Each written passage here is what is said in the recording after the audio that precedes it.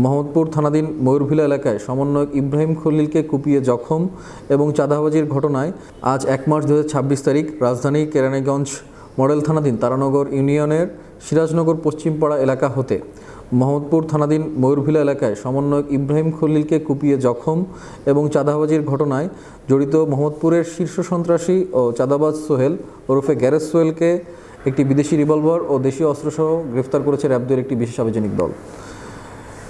তার কাছ থেকে একটি বিদেশি রিভলভার, একটি ধারালো সামুরাই, একটি ধারালো ছুরি ও একটি দা উদ্ধার করা হয়।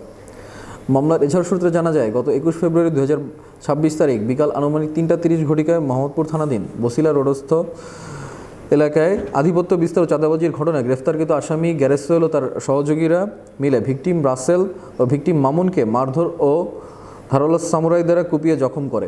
পরবর্তীতে এলাকার লোকজন ভিকটিমদ্বয়কে আহত অবস্থায় উদ্ধার করে শহীদ সোহরাওয়ার্দী মেডিকেল কলেজ হাসপাতালে নিয়ে ভর্তি করে। উক্ত ঘটনায় মোহাম্মদপুর থানায় একটি হত্যাচেষ্টা মামলা দায়ের করা হয়।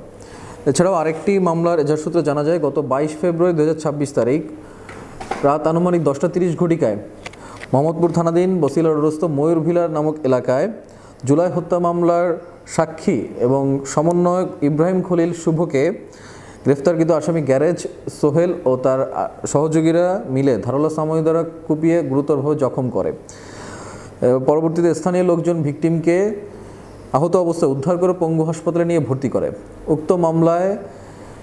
উক্ত ঘটনায় বিএমপি মোহাম্মদপুর থানায় একটি হত্যাচেষ্টা মামলা দায়ের করা হয়। উল্লেখিত দুইটি ঘটনার প্রেক্ষিতে র্যাব-2 আসামিদের গ্রেফতারের লক্ষ্যে গোয়েন্দা নজর বৃদ্ধি করে।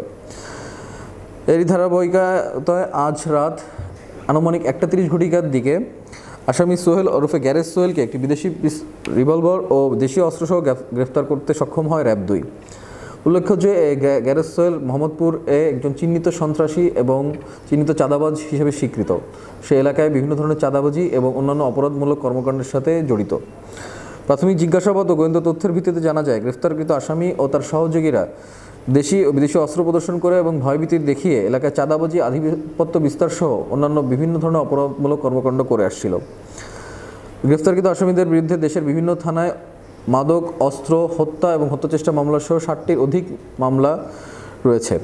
গ্রেফতারকৃত আসামিকে জিজ্ঞাসাবাদে প্রাপ্ত গুরুত্বপূর্ণ তথ্য যাচাই বাছাই করে একাধিক অভিযান পরিচালনা করা হয় এবং ভবিষ্যতে র্যাব-2 এই ধরনের অভিযান অব্যাহত থাকবে। গ্রেফতারকৃত আসামি এবং উদ্ধারকৃত আলামত পরবর্তী আইনানুগ ব্যবস্থাতে প্রক্রিয়াধীন রয়েছে।